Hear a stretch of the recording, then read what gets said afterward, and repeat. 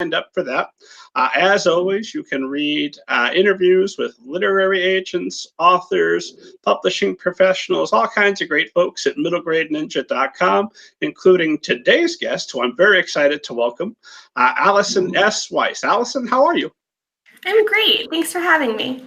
Thank you so much for making the time to be here with us. Why don't we start, if you would, give esteemed audience kind of an overview of your background? Sure. I'm currently what I call an editorial consultant. So I work with authors and publishers and packagers on a variety of projects, whether it's just kind of doing a glorified reader's report and just giving a read and some top level feedback about market viability, or really going down in the trenches and, polishing every single word with a client. Before that, I spent about 3.5 years at Sky Pony Press, which was the children's imprint of Skyhorse Publishing. And I was editorial director there. And before that, I basically started my career at Egmont USA. Cool. What, for those of us that aren't in the know, what's the difference between an editorial director and just an editor? Sure. The editorial director is kind of in charge of the whole kind of editorial focus of an entire list. So I had a staff working under me, and while I was acquiring and editing, I was also there kind of in a management capacity to take a look at the whole list that we were creating and making sure that we had a vision, we were saying something, and everything kind of fit together and all the pieces were coming together properly.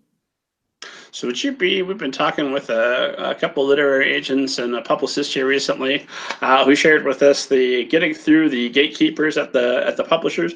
Would that have been you if they found an editor who liked the book that then didn't have to go and convince you that you should also like the book?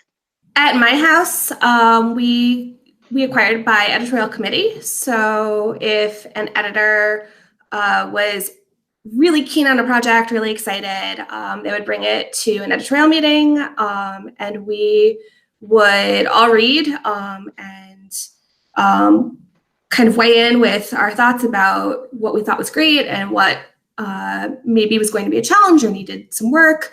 And from there, if we had enough people together who really felt strongly about the project, the editor would then do some paperwork, put together a proposal, and then I would work with at Skyhorse with our publisher who kind of had sign-off power on all projects, and he would ultimately make the final call. But I think that in terms of the children's list, for the most part, he was pretty supportive of what we wanted to do. So if the editorial team all felt strongly, there was a pretty good chance that we were going to at least try to go for it. Good deal. And how old were you when you got your start in publishing? I was 22, I think. I graduated at 21, so it took me about a year to find a job. And it was the best Mother's Day present that my mom ever got. You got the news that you got the job right at Mother's Day, and she's like, "Oh, happy Mother's Day to me. My baby's not going to starve." And were you interning at that point, or what was your entry-level position into publishing? I did at that point, Random House had a really fantastic internship program that they offered in summers. And so the summer between junior and senior year of college, I was lucky enough to be accepted to that program. So it was a 10-week intensive program where you worked specifically with a group in a specific department, but it still offered brown bag lunches and projects and opportunities to kind of learn other facets of the publishing world. So I interned with Delacorte Books for Young Readers, which was then just part of Random House. Now, I guess it would be Penguin Random House. And day 3, I was sure that working on children's and YA was the only thing I wanted to do. I loved it so much. What was it specifically about children's and YA that drew you to that over the adult stuff, or anything else you might have wanted to work on? I kind of feel like I refound children's and YA in college. I was one of those kids who read Boxcar Children and a lot of middle grade voraciously. And then when I hit middle school, I kind of did this jump where I jumped directly from middle grade to be like, Dad, what should I read? And he was just giving me tons of adult books and all the classics. And I really enjoyed that. But I realized at some point in there that I think I was only reading for school and I wasn't necessarily reading for fun.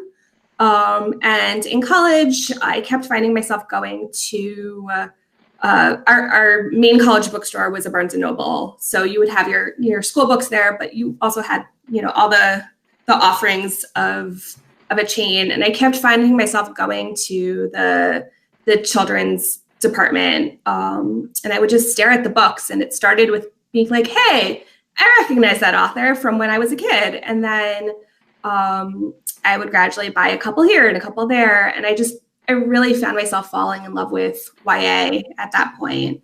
I loved that there were really, really specific rules about what had to be there to make the story stay engaging for young readers. But at the same time, there was just such a sense of wonder and whimsy, and even in your most apocalyptic story, there's always that grain of hope. There's always the sense that things can be a little bit better. And I just still really connect to that idea that we can turn an escape into books.